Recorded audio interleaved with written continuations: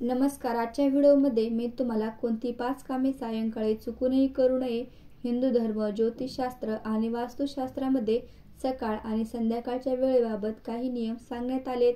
त्यानुसार सांगितल्या वेळेस काही काम आहेत जी करू नयेत.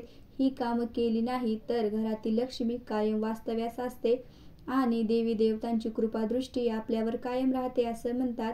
चला तर मग ही 5 कामं कोणती आहेत जी संध्याकाळी चुकूनही करू नयेत, याबाबत सविस्तर माहिती जाणून घेऊया. पण त्याआधी चॅनलला सबस्क्राईब नक्की करा.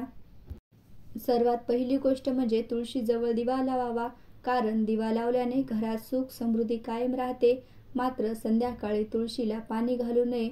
याचबरोबर संध्याकाळी तुळशीची पानं तोडू नयेत. असं सांगितलं जातं की सायंकाळी सगळी झाडे झोपलेली असतात, तुळशी सुद्धा झोपलेली असते, त्यामुळे देवी तुळशीची पूजा सायंकाळी केली जात नाही.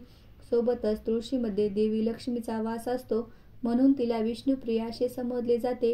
यामुळे सायंकाळी कधीही तुळशीची पाने तोडू नये, तुळशीला पाणी सुद्धा देऊ नये, कारण असं केल्याने भगवान श्रीहरी विष्णू नाराज होऊ शकतात. या व्यतिरिक्त सायंकाळच्या वेळी तुळशीची पानं तोडल्याने रोग आणि आर्थिक अडचणी येतात.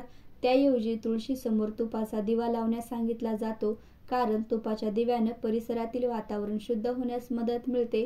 त्यानंतरची दुसरी महत्त्वाची गोष्ट म्हणजे संध्याकाळच्या वेळेस घर झाडू नये. यामुळे घरातील सकारात्मक ऊर्जा बाहेर निघून जाते आणि घरात दारिद्र्य येतं.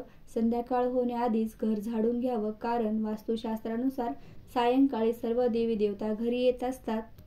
त्यानुसार सूर्यास्तानंतर घरात कधीही झाडू मारू नये किंवा पोछा सुद्धा लावू नये, म्हणजेच लादी पुसू नये, कारण हा देवी देवतांचा झालेला अपमान असतो. त्यामुळे देवी लक्ष्मी सुद्धा नाराज होण्याची शक्यता जास्त असते. म्हणून या कारणाने आर्थिक अडचणी तयार होतात. जर कोणत्याही कारणानं घरात झाडू मारावा लागला तर एकत्र केलेला कचरा घरातून बाहेर फेकू नये, तो गोळा करून ठेवावा आणि दुसऱ्या दिवशी सूर्यास्तानंतर तो घराबाहेर टाकावा. तिसरी महत्त्वाची गोष्ट म्हणजे संध्याकाळी कधीही जेवू नये. असं म्हटलं जातं की संध्याकाळच्या वेळेस कधीच जेवू नये, कारण यामुळे पोटाच्या समस्या वाढतात. शिवाय सूर्यास्तानंतर किंवा सूर्यास्ताच्या वेळी झोपणं सुद्धा निषेध मानलं जातं.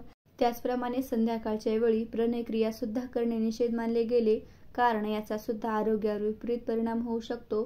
त्याचबरोबर संध्याकाळी जेवण करण्याच्या सवयीमुळे आणि संध्याकाळी झोपण्याच्या सवयीमुळे धन आणि आरोग्याचंही नुकसानही होऊ शकतं, कारण शास्त्रात सुद्धा त्याची वेळ पूजेसाठी निश्चित करण्यात आली आहे.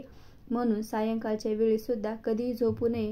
ज्या घरातील व्यक्ती संध्याकाळी झोपतात त्यांच्या घरात देवी लक्ष्मी वास करत नाही. शिवाय वास्तुशास्त्रात घरात सकारात्मक वातावरण असणं खूप गरजेचं आहे. काही गोष्टी करणे कठीण असल्या तरी काही गोष्टी करणे आपल्या हातात असतात. कुटुंबाच्या भल्यासाठी, विकासासाठी वास्तूच्या सिद्धांताचे पालन करणे खूप गरजेचे आहे. घराचं बांधकाम करताना जरी तुम्ही सर्व दिशा अशा नीट केल्या असल्या तरी घर बांधल्यानंतर काही नियम न पाळले आपली कंगालीकडे वाटचाल होऊ शकते, असं सांगितलं जातं. सायंकाळच्या वेळी वरची असलेली कामं केली तर घराचा वास्तुदोष निर्माण होऊ शकतो. अनेक अडचणी आपल्या समोर येतात आणि घरातील आर्थिक संपत्तीला बाधाही पोहोचवतात. म्हणून वास्तुशास्त्रानुसार सूर्यास्तानंतर काही कामं न करण्याचा सल्ला दिला जातो. त्यानंतर चौथी महत्त्वाची गोष्ट म्हणजे वास्तुशास्त्रानुसार विशेष करून संध्याकाळच्या वेळी कोणाबद्दलही वाईट बोलू नये. दारात आलेल्या व्यक्तींना खाली हाताने पाठवू नये. त्याचबरोबर सूर्यास्त झाल्यानंतर घरात कधीही भांडण करू नये. यामुळे देवी लक्ष्मी नाराज होऊन ती घरातून काढता पाय घेते आणि घरात दारिद्र्य देवीचा वास करते. त्यामुळे घरात कंगाली, गरिबी येण्यास सुरुवात होते. म्हणून संध्याकाळच्या वेळी कोणीही गरजू व्यक्ती आपल्या दारावर आला तर त्याला रिकामी हाताने पाठवू नये.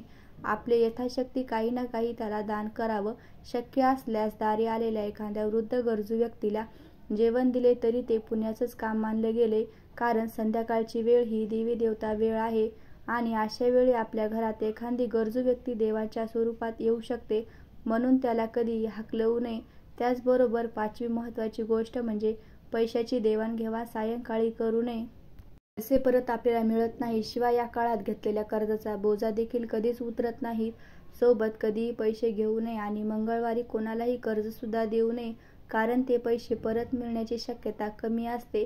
मात्र खूप गरजेचं असेल तर देवी लक्ष्मीला नमस्कार करून गरजू व्यक्तीला मदत करावी.